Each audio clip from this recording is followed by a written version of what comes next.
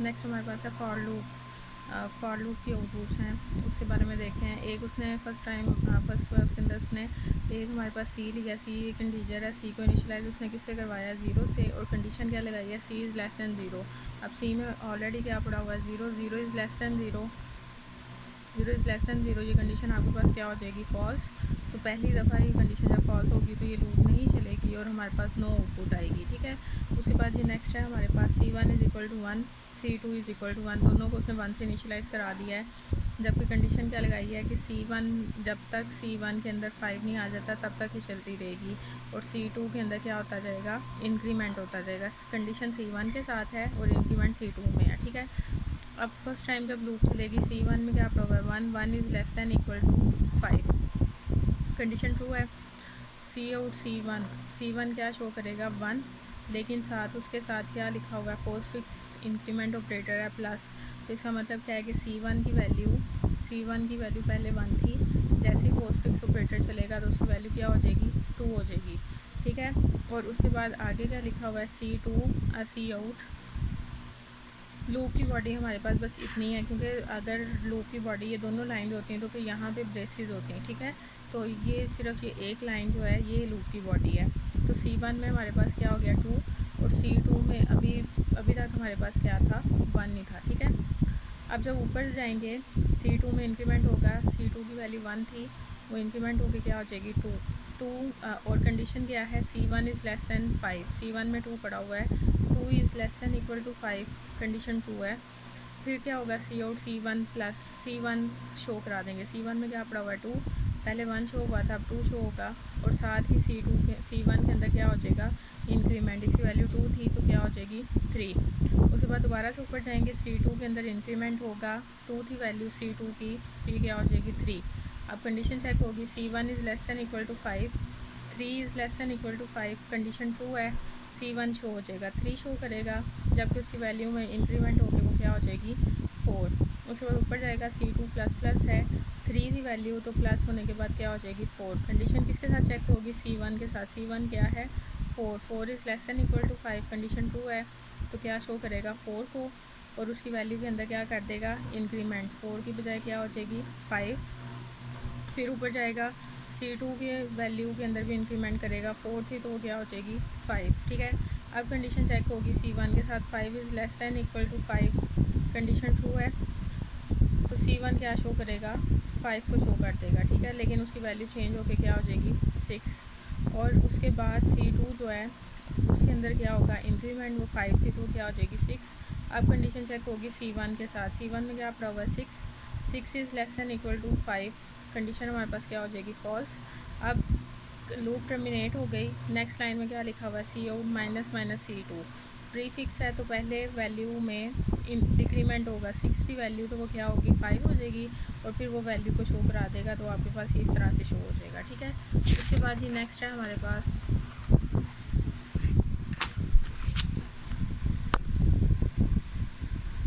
I is equal to one, आई को one से initialise कराया, आई लेस दैन 30 है, इसका मतलब है 30 टाइम लूप चलेगी, और आई के अंदर हमने कितने का इंक्रीमेंट करना है, 3 का इंक्रीमेंट करना है, ठीक है। If I mod two is equal to 1, अगर तो मॉडुलस लेके आपके पास 1 आता है तो कंटिन्यू करना है, और अगर नहीं आता, else if I is equal to 10, second condition, अगर आई की वैल्यू हमारे पास 10 आती है तो देन ब्रेक हो जाएगा, और अगर ये नहीं होता तो सी आउट हमने किसको करा देना है, आई को, ठीक है। अब सबसे पहले आई की वैल्यू 1 है, 1 mod 2 is equal to 1, 1 modulus 2 करें तो इक्वल 1 आता है हमारे पास, आता है, ठीक है। डिवाइड करके देख लेना, 1 को 2 के साथ डिवाइड करो, 2 0 0, तो रिमेनिंग क्या बचता है, 1, ठीक है। ये कंडीशन ट्रू होती है तो कंटिन्यू होगा, कंटिन्यू का मतलब क्या होगा, हम वापस लूप के स्टार्ट पे चले जाएंगे, ठीक है। आई की वैल्यू 1 थी, आई की वैल्यू 1 थी पहले, उसके अंदर 3 का इंक्रीमेंट करेंगे तो वो क्या हो जाएगी, 4 हो जाएगी, ठीक है। अब कंडीशन दोबारा चेक होगी, 5 mod 2 is equal to 1, 4 modulus 2 is equal to 0 आता है, ठीक है। तो इसलिए कंडीशन क्या हो गई, फॉल्स। सेकंड कंडीशन चेक होगी, आई की वैल्यू हमारे पास क्या है, 10 है, ये भी नहीं चेक होगा, ठीक है। और एलसीफ यानी कि एलसीफ भी नहीं चलेगा, और सी आउट में वो हमें क्या शो करा देगा, आई की वैल्यू क्या है हमारे पास, 4 शो करा देगा, ठीक है।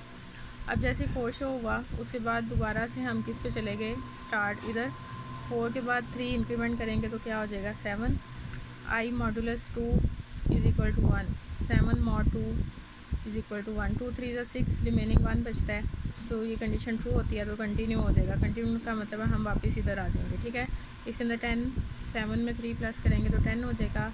अब कंडीशन चेक होगी, आई मॉड 2, 10 मॉड 2 इज़ इक्वल किसके आता है 0 के, तो कंडीशन क्या हो गई फॉल्स। एल्स में देखा जाएगा आई इज़ इक्वल टू 10, आई की वैल्यू क्या है हमारे पास 10 है, तो ये ब्रेक आ जाएगा। ब्रेक का मतलब क्या है, जैसे ये कंडीशन ट्रू होने पे ब्रेक चलेगी और ब्रेक का मतलब यह है कि हम लूप की बॉडी से बाहर आ जाएंगे, तो सिर्फ आउटपुट में हमारे पास क्या शो होगा 4 शो हो जाएगा, ठीक है। उसके बाद ये नेक्स्ट है हमारे पास c इज़ इक्वल टू 0 है, c इज़ इक्वल टू सी को 0 से इनिशियलाइज़ कराया और कंडीशन लगाई है c इज़ ग्रेटर दैन 0 और c के अंदर इंक्रीमेंट होता जाएगा, ठीक है। फर्स्ट टाइम जब लूप चलेगी 0 is greater than equal to 0 condition true है तो c आउट वो किसको करा देगा, c को 0 शो हो जाएगा, ठीक है। उसके बाद उसके अंदर इंक्रीमेंट होगा 1 हो जाएगा, 1 is greater than 0 condition true है तो 1 को शो करा देगा। तो मतलब ये चलती जाएगी लूप, क्योंकि इसकी कोई भी टर्मिनेशन कंडीशन जो है वो नहीं है, ठीक है। तो ये इन्फिनिट लूप चलेगी। उसके बाद ही नेक्स्ट हमारे पास count is equal to 1, count को 1 के साथ इनिशियलाइज़ कराया हुआ है। अब इसमें टर्मिनेशन कंडीशन अभी तक तो नहीं बताई गई, ठीक है। इनिशियलाइजेशन हो गई है और काउंट प्लस प्लस होगा, ठीक है। If count is less than 5, अगर तो काउंट लेस दैन 5 है तो फिर आपने क्या करना है, काउंट को शो कराना है और एल्स के अंदर ब्रेक आ जाएगा कि जैसे 5 से ज़्यादा मतलब 4 से ज़्यादा वैल्यू होती है तो हमारी लूप क्या कट जाएगी, टर्मिनेट हो जाएगी, ठीक है। अब देखा जाए फर्स्ट टाइम काउंट की वैल्यू क्या है हमारे पास 1 is less than 5, 1 is less than 5 condition true है तो सी आउट किसको करवा दिया, काउंट को 1 शो हो जाएगा, ठीक है। उसके बाद दोबारा से लूप के स्टार्ट पे जाएंगे, काउंट की वैल्यू 2 हो जाएगी, 2 is less than 5 condition true है, सी आउट काउंट को करा दिया 2 शो कर देगा। उसके बाद इसी तरह से 3 इंक्रीमेंट होगा, 3 is less than 5 condition true है, 3 शो कर देगा। उसके बाद 4 is less than 5 condition true है, 4 को शो कर देगा, ठीक है। उसके बाद फिर इंक्रीमेंट होगा 5, अब कंडीशन चेक होगी 5 is less than 5 condition false हो गई तो एल्स वाला चलेगा, एल्स में ब्रेक लिखा हुआ तो हम लूप की बॉडी से बाहर आ जाएंगे, ठीक है। उसके बाद ये नेक्स्ट है हमारे पास n is equal to 0, n को 0 से इनिशियलाइज़ कराया और m को भी 0 से इनिशियलाइज़ कराया, n में भी 0 है और m में भी हमारे पास 0 है और लूप तब तक चलनी है जब तक उसके अंदर क्या नहीं आ जाता, 10 और m के अंदर आपने इंक्रीमेंट करते जाना है, ठीक है। अब यहाँ पे ये जो लाइन लिखी है इसका मतलब ये है n is equal to n plus m plus plus, ठीक है। अब सबसे पहले जब लूप चलेगी n की वैल्यू क्या होगी 0 और m की वैल्यू क्या होगी हमारे पास 0, तो n को क्या साइन हो जाएगा 0, लेकिन एक्चुअली में m की वैल्यू क्या हो चुकी होगी 1, ठीक है। n में अभी भी 0 है लेकिन m की वैल्यू क्या हो गई है, इसकी वजह से 1 हो गई है, ठीक है। दोबारा से ऊपर जाएगा, m के अंदर इंक्रीमेंट करेगा, वो वैल्यू 2 हो जाएगी, ठीक है। 2 is less then 10 condition true है, दोबारा से इधर आएंगे, अब n में हमारे पास 0 पड़ा हुआ है, 0 प्लस 2 n की वैल्यू हमारे पास क्या हो जाएगी 2 और m के ये इंक्रीमेंट ऑपरेटर की वजह से इसकी वैल्यू क्या हो जाएगी 3, ठीक है। फिर दोबारा ये इस इंक्रीमेंट की वजह से फिर इंक्रीमेंट होगा, वो क्या हो जाएगी 4 is less then 10 condition true है, दोबारा यही काम होगा, n में हमारे पास अब क्या पड़ा हुआ है 2 और m में हमारे पास पड़ा हुआ है 4, तो 2 प्लस 4 6 हो जाएगा, n की वैल्यू क्या हो जाएगी 6, m प्लस प्लस होने की वजह से ये 4 थी वैल्यू तो वो क्या हो जाएगी 5 और इस m प्लस प्लस की वजह से इसकी वैल्यू क्या हो जाएगी 6, ठीक है। 6 is less then 10 condition true है, दोबारा से हम करेंगे, n में हमारे पास 6 पड़ा हुआ है और m में भी हमारे पास 6 पड़ा हुआ है तो इसकी वैल्यू क्या आंसर आएगा 12, तो n की वैल्यू हमारे पास क्या हो जाएगी 12, जबकि m इस प्लस प्लस की वजह से 7 होगा और इस प्लस प्लस की वजह से 8 हो जाएगा, ठीक है। 8 is less then 10 condition true है। अब दोबारा से ही काम होगा, 12 प्लस 8 तो ये आ जाएगा हमारे पास 20, n की वैल्यू क्या हो गई 20। अब m के अंदर इंक्रीमेंट होगा, एक इसकी वजह से 9 और इसकी वजह से 10 हो गया, 10 is less then 10 is less then 10, ये कंडीशन क्या हो जाएगी फॉल्स, तो लूप टर्मिनेट होगी और सी आउट n की वैल्यू शो कराएगा, n की वैल्यू हमारे पास क्या है 20 है, ठीक है।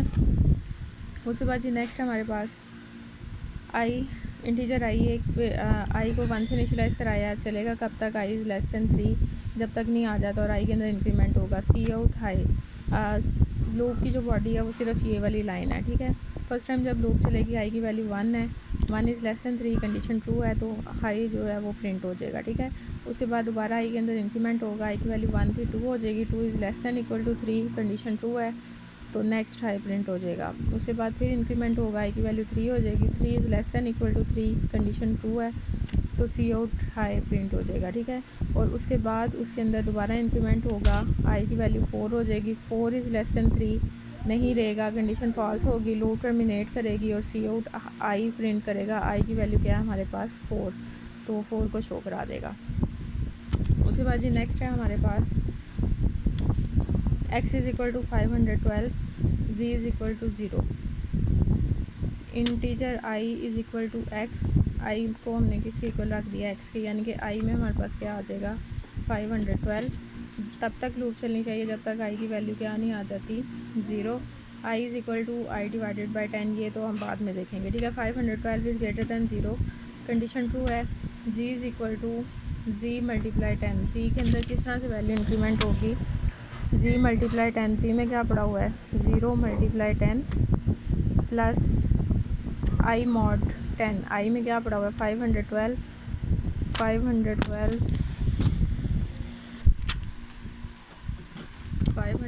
को अगर 10 के साथ डिवाइड करें 10 5 ज़ा 50, 10 1 ज़ा 10 तो 2 बचता है, ठीक है।